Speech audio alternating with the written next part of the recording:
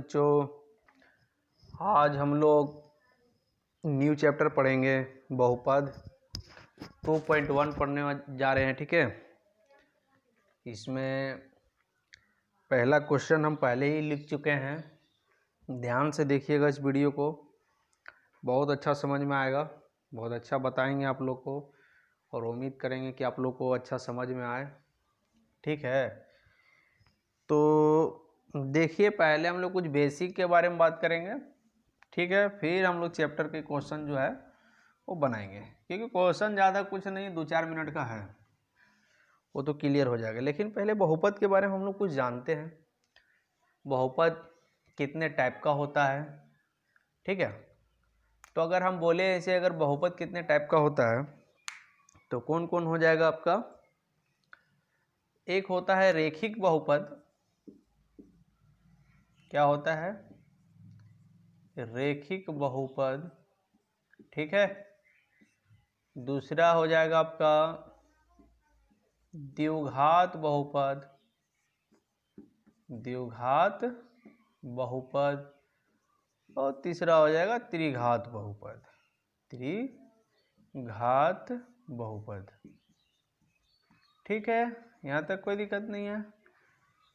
बहुपद का सबसे पहला बात एक चीज जानिए, इसका इक्वेशन होता है जिसको कहते हैं समीकरण। बहुपद में क्या फॉलो करता है? A X square. क्या करता है? A X square plus B X plus C. ये इसका एक्चुअली में क्या होता है? ये समीकरण होता है किसका? बहुपद का, जिसमें पहला पद, दूसरा पद और तीसरा।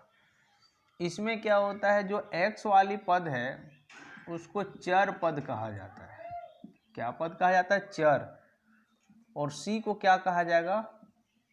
अचर पद, जो बदलते रहता है। चर पद का मतलब है जो बदलता नहीं है, और अचर पद का जो है वो चेंज होते रहता है। उम्मीद करते हैं कि आप लोगों को समझ में आ गया होगा। ठीक है, अब देखिए रेखिक समीकरण। बहुपद के लिए रेखिक समीकरण किसको कहेंगे?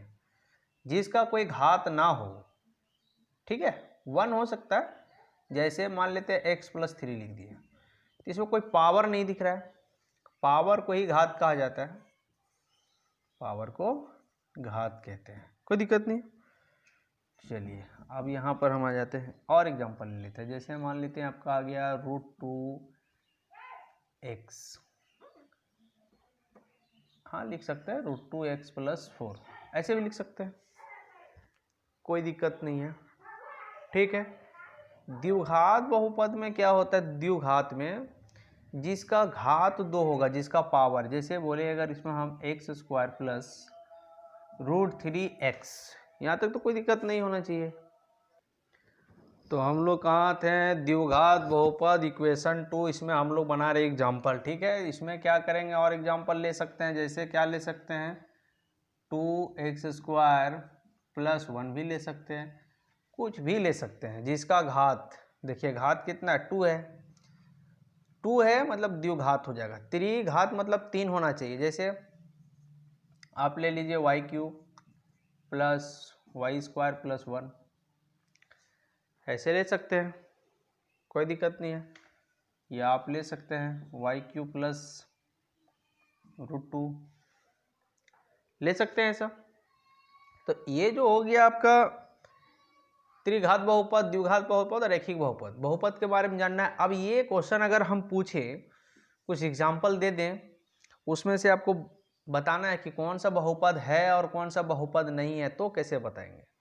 चलिए उसके बारे में बताते हैं। पहले इसको मिटाते हैं, आप लोग नोट करिए। ठीक है, अब देखिए इसमें क्या लिखे हैं, ध्यान से देखिए। ठीक है, लिखे है कि जिस समीकरण में अगर √x, √y, √z, √p, √t इत्यादि इस टाइप का अगर रहे, कोई भी समीकरण में अगर इस टाइप का रहे, आपका कहीं भी मिल जाए समीकरण के अंदर, अगर ये कोई भी वैल्यू मिल जाए, तो वो कभी भी बहुपद नहीं कहलाएगा, कभी भी बहुपद नहीं होगा। जिस समीकरण में अगर आपका जिसका घात अगर माइनस अगर ऋणात्मक हो जाए, x का पावर -2, 3 इत्यादि ऋणात्मक, किसी का घात, यहाँ आप ऋणात्मक लिख सकते हैं। ठीक है, ऋणात्मक, ऋणात्मक। ठीक है, ऋणात्मक में रहे तो वो बहुपद में नहीं होगा। देख लीजिए यहाँ ये एग्जाम्पल है, ठीक है। जिस समीकरण में अगर y में रहेगा 1/x 1/y 1/z इत्यादि में अगर रहे, किसी समीकरण के अंदर इस टाइप में रहे तो वो बहुपद नहीं होगा। कहें अगर हम मान लीजिए कि एग्जाम्पल दें आपको, ठीक है, ये आपको याद रखना बहुत जरूरी है, क्योंकि अगर ये आप पता रहेगा इस टाइप में जितना भी है वो बहुपद नहीं होगा, इससे छोड़ के जो बचेगा वो बहुपद होगा, ठीक है। तो आपको 3 ये पॉइंट याद रखना है।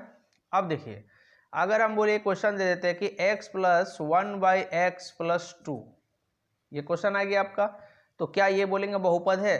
तो देखिए ये बाई में आ गया, इसका मतलब ये क्या होगा, बहुपद नहीं हो सकता है। क्या होगा, ये बहुपद नहीं हो सकता है, ठीक है। अगर हम यहाँ बोले क्वेश्चन दे देते हैं जैसे √5v²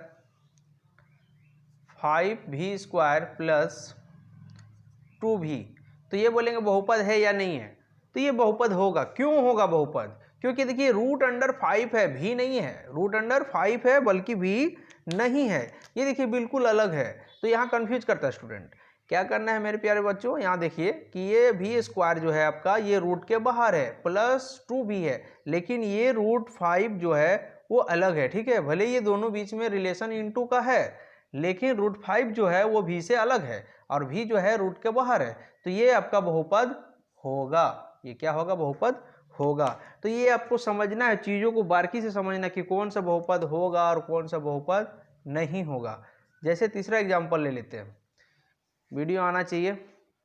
हाँ देखिए, आप मान लेते हैं, हम ले लेते हैं y - q + 2y, तो क्या ये बहुपद होगा? बिल्कुल नहीं होगा, क्योंकि देखिए ये पॉइंट के अंदर आपका आ रहा है, तो ये बहुपद नहीं होगा। तो ये पॉइंट को आपको याद रखना बहुत जरूरी है, तभी आप जाके समझ सकते हैं कि कौन सा हो सकता है और कौन नहीं हो सकता है, ठीक है। जैसे और एग्जाम्पल लेते हैं, 4 नंबर एग्जाम्पल को समझिए, ठीक है। जैसे आपका मान लेते हैं यहाँ पर x² + √2x, तो क्या यह बहुपद होगा या नहीं होगा? कैसे इसको समझेंगे? तो बिल्कुल ये बहुपद होगा। क्यों होगा? क्योंकि ये x जो है सो रूट के बाहर है, ठीक है, और ये आपका x² + √2 है, लेकिन बट ये x जो है ये रूट के बाहर है, तो ये बहुपद होगा, कोई दिक्कत नहीं है। तो ऐसे आपको समझना है, ठीक है। तो उम्मीद करते हैं कि आप लोगों को समझ में आ गया होगा। तो अब हम लोग क्या करेंगे, ये फर्स्ट जो क्वेश्चन है आप इसको हम लोग बनाना स्टार्ट करेंगे। ये तो बहुपद के बारे में था, रैखिक बहुपद, द्विघात बहुपद, त्रिघात बहुपद हम लोग समझ चुके हैं, और ये जो बहुपद पहचानने का जो तरीका है ये भी बता चुके हैं। ये तो 9वीं क्लास में सीखना था, फिर यहाँ से आप लोग को एक बार रिवाइज करवा दिए हैं। उम्मीद करते हैं कि आप लोग को समझ में आ चुका होगा, ठीक है। तो चलिए हम लोग आगे अब क्वेश्चन बनाएंगे। चलिए क्वेश्चन को समझते हैं। क्वेश्चन में देखिए 6 पॉइंट दिया है, जिसमें से हम 3 पॉइंट लिए हैं, ठीक है। तो पहले समझिए, सबसे पहला बात देखिए क्या है, किसी बहुपद px के लिए y = px, y = क्या देखना है, px का ग्राफ नीचे आकृति में दिया गया आपका। प्रत्येक स्थिति में px के लिए शून्य की संख्या ज्ञात कीजिए। किसमें निकालना है? कोई भी जो भी क्वेश्चन है सभी के स्थिति के लिए आपको px ही देखना है। क्या देखना है? px ही देखना है, शून्यकों की संख्या ज्ञात करना है। सबसे पहला बात समझिए, ये लाइन क्या कहलाती है और ये लाइन क्या कहलाती है, ग्राफ में समझना पड़ेगा। तो ये देखिए, सबसे पहले ये हॉरिजॉन्टल, ये आपका हो गया मूल बिंदु, जिसको कहते हैं, क्या बोला जाता है इसको, मूल बिंदु, ठीक है, जो 0 0 में कटता है। और ये लाइन जो आपका है, ये लाइन जो है आपका क्या कहलाता है, y अक्ष। क्या कहलाता है ये? y अक्ष। और ये लाइन जो है आपका क्या कहलाता है, x अक्ष। क्या कहलाता है ये? x अक्ष, ठीक है। तो जहां भी लाइन आपको दिख रहा है, ये सीधा वाला लाइन जो है आपका y अक्ष है और ये आपका लाइन x अक्ष है। तो हमको देखना किस में है, कहाँ टच कर रहा है। तो क्वेश्चन में पहले ही बोल दिया आपको देखना है px, मतलब x वाला लाइन में देखना है। x वाला लाइन में जहां जहां टच करेगा या कटेगा तो उतना ही शून्यकों की संख्या होगी। जैसे कैसे, अगर हम मान लेते हैं कि एक लाइन है ऐसे करके टच करके निकल गया, तो ये जो टच किया यहाँ पर, और भी एक लाइन ऐसे टच किया और एक पूरा ऐसे करके गया, तो यहाँ पर हो क्या रहा है, आप ध्यान से यहाँ पर बात को समझना है, चीज़ों को बारीकी से समझिए, ठीक है। जैसे एक जगह यहाँ आपका टच किया है, एक जगह देखिए आपको ये जगह पर टच किया है, फिर देखिए आपका यहाँ टच किया और एक जगह यहाँ टच किया है। तो अगर ऐसे गिनती करें तो 1 2 3 और 4, तो 4 ये नंबर हो जा रहा है आपका यहाँ टोटल। तो देखिए यहाँ पर क्या हो जा रहा है कितना जगह हो जाएगा 1 2 3 4, तो इसका शून्यकों की जो संख्या होगी वो शून्यकों की संख्या कितनी हो जाएगी 4 हो जाएगी। ठीक है, तो ये रफ में था, हमने समझाया। आप क्वेश्चन को देखते हैं। मेन समझना था वाई अक्ष और एक्स अक्ष किसको कहते हैं, तो हम लोग पहले समझ रहे हैं। यहाँ पर ऐसे भी लिखा हुआ है, ये लाइन एक वाई अक्ष और ये एक्स अक्ष। वाई अक्ष में कहाँ भी कट रहा है हमको उससे कोई मतलब नहीं, देखना है सिर्फ किसमें, पी एक्स मतलब एक्स अक्ष में। तो देखिए ये एक्स अक्ष में कहीं भी कट रहा है, नहीं कट रहा है, तो हम ऐसे इसको लिखें कि आपका जो ग्राफ में, ठीक है ना, ग्राफ एक्स अक्ष में कोई बिंदु पर नहीं काटता है। क्या करेंगे हम इसको, अगर लिखना चाहें लंबा में लिखना चाहें कि लिखे चूंकि अगर हम लिखे कि ग्राफ, ऐसे लिखना उतना कोई जरूरी नहीं है, ग्राफ एक्स अक्ष में कोई